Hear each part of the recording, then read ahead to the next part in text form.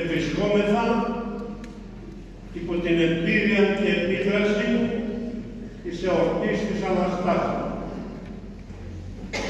Ακούμε ύμνους στην Ανάσταση. Μελετούμε και ακούμε κείμενα αγιογραφικά της Αναστάσεως. Η Εκκλησία μας διατηρεί την Ανάσταση επί 40 ημέρες με σκοπό να επιβεβαιώσει και να την καταστήσει κτήμα δικό μας, αλλά και κάθε Κυριακή είναι αφιερωμένη στην Ανάσταση του Χριστού. Γιατί η Ανάσταση του Χριστού δεν αφορά μόνο την θεότητα του Ιησού Χριστού, αλλά αφορά και εμάς τους ίδιους. Ο Χριστός ανεκτήθη για να αποδείξει ότι είναι Υιός του Θεού και Θεός αληθινός. Και με την Ανάστασή Του να ευεργετήσει ολόκληρο το ανθρώπινο γένος, τόσο των νεκρών στον Άδη, όσο και ημών των ζώντων της γης. Οι μαθητές περιγράφουν με κάθε ειλικρίνεια την Ανάσταση του Χριστού. Δεν τη σχολιάζουν, δεν μιλούν για τα αποτελέσματά της, απλώς για την Ανάσταση μιλάνε. Ο Απόστολος Παύλος θα εμβαθύνει στο θέμα αυτό και οι πατέρες θα εμβαθύνουν και αυτοί για να μας βεβαιώσουν και να μας διδάξουν για τις ενέργειες και τα αποτελέσματα της Αναστάσεως στο ανθρώπινο γένος. Και μας καλεί ο Απόστολος Παύλος με τη διδασκαλία του να γίνουμε τέκνα της Αναστάσεως. Οπότε η Ανάσταση είναι ένα γεγονός ο Χριστός, τον οποίο καλούμεθα να πιστέψουμε και να τον γνωρίσουμε σαν Πατέρα και να γίνουμε παιδιά της Αναστάσεως. Σε άλλη στροφή θα μας πει να γνωρίσουμε τον Χριστό και την Ανάσταση, να την γνωρίσουμε.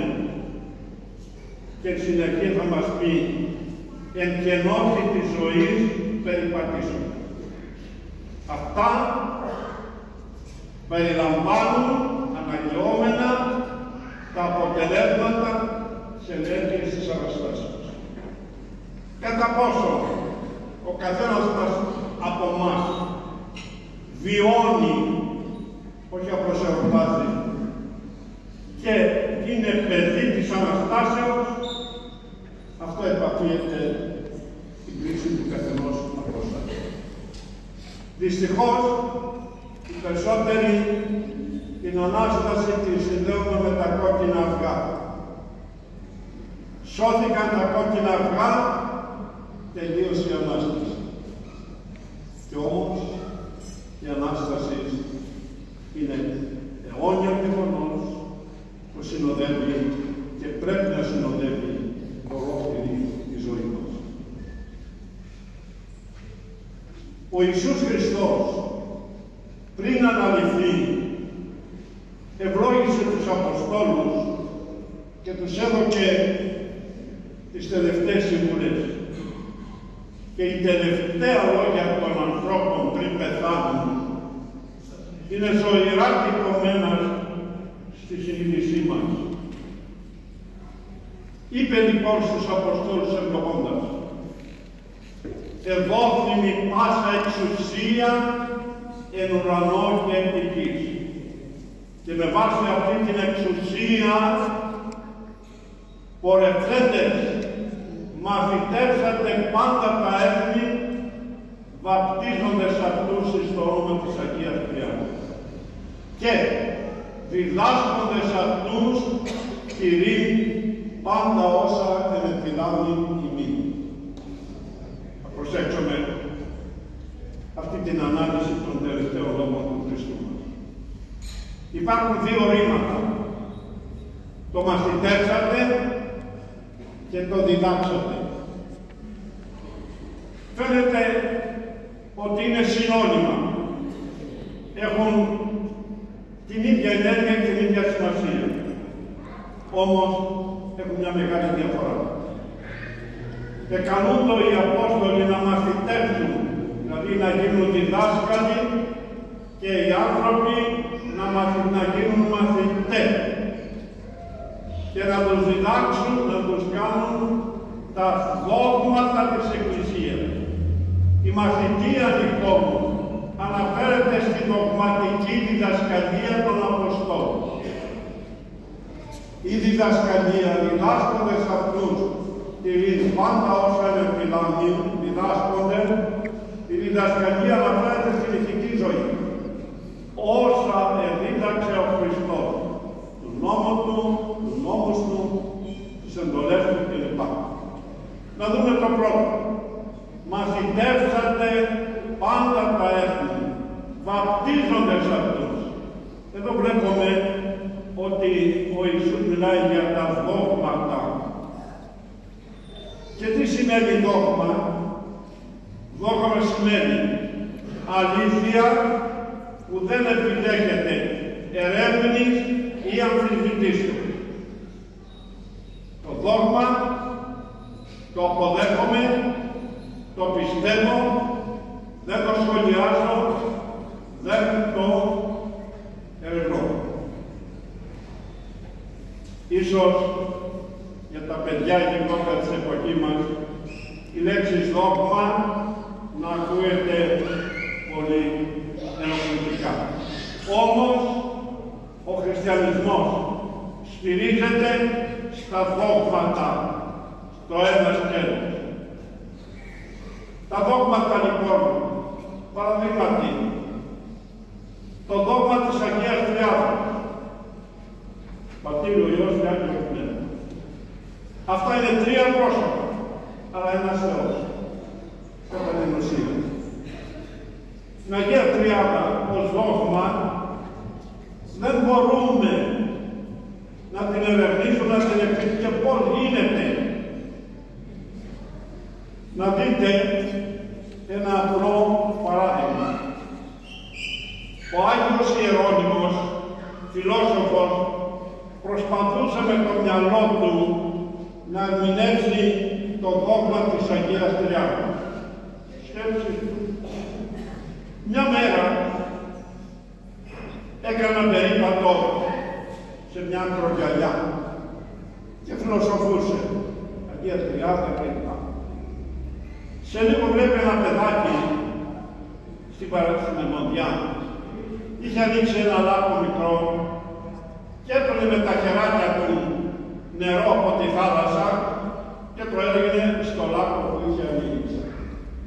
Το πλησίασε ο Ιερώνυμος και λέει, παιδί μου, τι κάνεις? Λέει, δεν το βλέπεις? Θέλω να φέρω τη θάλασσα σε αυτό το λάκκο. Και γέλασε. Είναι δυνατόν, λέει, παιδί μου, να χωρέσει ο ωκεανός? Εάν αυτό είναι αδύνατο, το δόγμα της Αγίας Τριάδος είναι πολύ περισσότερο αδύνατο στο μυαλό σου. Αυτό τον έπαθε η φιλοσοφία και πίστη. Τα δόγματα λοιπόν δεν τα ερευνούμε, δεν τα σχολιάζουμε, παρά μόνο τα πιστεύουμε. Αυτός είναι ο μόνος τρόπος. Το δόγμα λοιπόν είναι δόγμα, το οποίο δόγμα εκφράζει και διατυπώνει το χριστιανισμό. Η Αγία Τριάδα δόγμα και λέει, μαθητεύσατε αυτούς, βαπτίζοντες στο όνομα του Πατρός. Το πρώτο δόγμα της μαθητείας είναι η βάπτιση στο όνομα της Αγίας Τριάδος. Αλλά η βάπτιση είναι μυστήριο. Οπότε τα μυστήρια της Εκκλησίας μας είναι δόγματα που δεν μπορούμε να τα παραπούμε, που δεν μπορούμε να τα σχολιάσουμε, που δεν μπορούμε να τα ερευνήσουμε. Αλλά απλώς να τα δεχτούμε και να τα εφαρμόσουμε. Βαπτίζονται σε αυτούς. Η βάπτιση είναι μυστήριο που μας αναγεννά, που μας συγχωρεί το προπατορικό αμάρτημα, και αν είμαστε σε μεγάλη ηλικία και τα αμαρτήματα περνάνε όλα, μας κάνει καινούριους ανθρώπους και μας καθιστά μέλη του σώματος της Εκκλησίας. Αυτό ένα άλλο δόγμα. Η Εκκλησία, το σώμα του Χριστού, κεφαλή του σώματος ο Χριστός και μέλη εμείς. Πώς συμβαίνει αυτό το σώμα, αυτή η κεφαλή και εμείς τα μέλη? Ό,τι και αν κάνει, όπου και να προχωρήσει, δεν μπορεί να το εννοήσει. Πιστεύω λοιπόν, έτσι όλα τα δόγματα η Εκκλησία μας τα έχει συγκεντρώσει στο σύμβολο της πίστεως, οπότε πιστεύω εις ένα Θεό, πιστεύω εις τον Ιησού Χριστό, πιστεύω εις το Άγιο Πνεύμα, πιστεύω και σε μια Αγία Καθολική Εκκλησία. Αυτό γενικά. Μαθητεύσατε, οπότε γνωρίστε στους ανθρώπους που θα πάτε τα δόγματα και πέστε τους να τα τηρούν. Πάμε στην διδασκαλία. Διδάσκοντες αυτούς τηρήν πάντα όσα ενεπιλάμην ημίν. Κάθε λέξη εδώ έχει βαρύτητα και νόημα. Διδάσκοντες, διδασκαλία, προφερθεί γραπτή, διδάσκοντες αυτού που σας στέλνουν. Τηρήν πάντα όσα ενεπιλάμην ημίν. Να προσέχετε, υπάρχει ένα πάντα. Το δόγμα λοιπόν της ηθικής διδασκαλίας. Διδάσκοντες ό,τι εγώ είπα, πάντα όσα εγώ ενεπιλάμην. Έτσι έχουμε τα δύο αυτά στοιχεία. Το δόγμα και την ηθική. Αυτά συνδέονται μεταξύ τους. Όταν είπε μαθητεύσατε, δεν είπε ή διδάσκοντες, κάνετε ένα από τα δύο, ή το ένα ή το άλλο. Ούτε στους ανθρώπους είπε αναγνωρίστε το δόγμα και την ηθική ξεχωριστά ή μεμονωμένα. Όχι.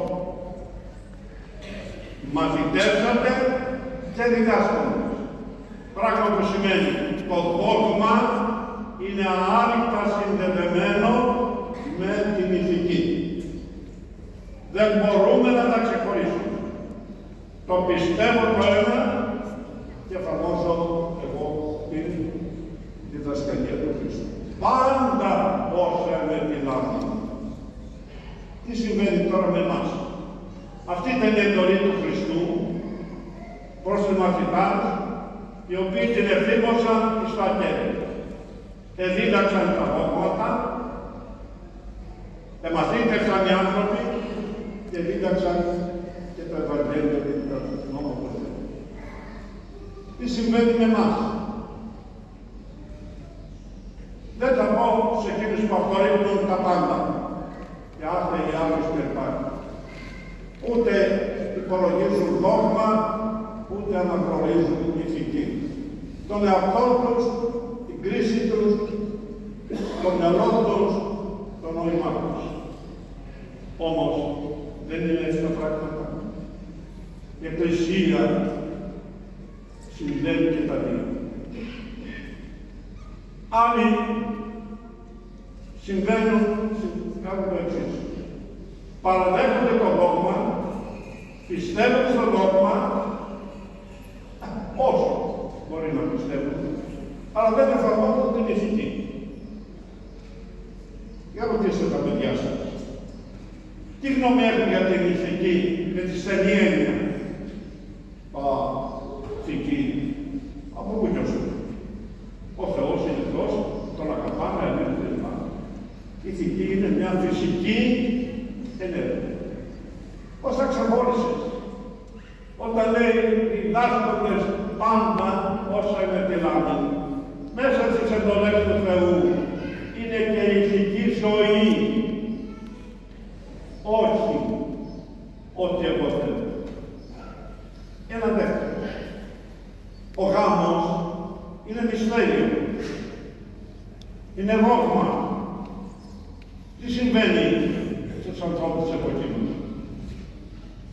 πιστεύουν στο δόγμα, αλλά η ηθική ζωή στο γάμο είναι ανύπαρκτη. Το δεύτερο είναι το χειρότερο. Να παραβαίνουν το δόγμα και να κάνουν πολιτικό γάμο. Πού είναι η ηθική παιδαγωγική? Πώς θα ξεχώρισες και πώς δικαιολογείς? Βλέπετε λοιπόν ότι το δόγμα συνδέεται άρρηκτα με την ηθική ζωή του ανθρώπου. Αυτά ήταν οι συμβουλές.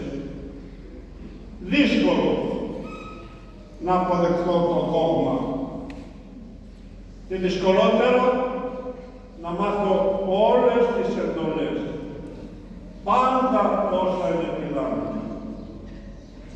Εμείς την ηθική ζωή την διαμορφώνουμε όπως θέλουμε, στα μέτρα και στη σκέψη τη δική μας. Και κάνουμε και κριτική, και κάνουμε και διάκριση, και ξεχωρίζουμε, άλλα τα απορρίπτουμε και άλλα τα εφαρμόζουμε. Από πού το σου. Όταν ο Χριστός λέει τα πάντα, εσύ και εγώ, πώς κάνουμε αυτή τη διέρεση του ηθικού νόμου του Ευαγγελίου του Χριστού? Όχι λοιπόν. Τα πάντα. Για να δούμε. Τόσο το δόγμα που είπαμε έχει τη δυσκολία της κατανοήσεως, όπως και η ηθική διδασκαλία, έχει και αυτή τις απαιτήσεις των αγώνων της. Πώς θα τα καταφέρουμε? Να τα συνδέσουμε και τα δύο να τα διατηρήσουμε ενωμένα και να τα εφαρμόσουμε, να πιστέψουμε και να εφαρμόσουμε. Ο Ιησούς επρόσθεσε ότι δίδω εξουσία σε όλους και εγώ με θυμών ημί πάσα τα σημέρα στη ζωή σου. Γιατί ρωτήσω? Γιατί σαν να σκεφτούμε. Μας βεβαιώνει ότι θα είναι μαζί μας όλες τις ημέρες της ζωής μας. Και τα λέει με την εξουσία που έχει. Και πιο μπροστά είπε, δόθημη πάσα εξουσία. Με την εξουσία αυτή σας παίρνω να διδάξετε τα πάντα και αυτούς θα διδάξετε να τους βεβαιώσετε ότι εγώ θα είμαι μαζί τους πάσα στα σημεία της ζωής του. Αυτό είναι τόσο παρήγορο, τόσο ευχάριστο, τόσο δυνατό, που στην εφαρμογή του μας κάνει πάρα πολύ θαυμαστούς ανθρώπους. Δυσκολευόμεθα λοιπόν στην πίστη, δυσκολευόμεθα στη ζωή, δυσκολευόμεθα στην ηθική ζωή, δυσκολευόμεθα στην αντιμετώπιση των θλίψεων, δυσκολευόμεθα στην έννοια του θανάτου και τόσα άλλα.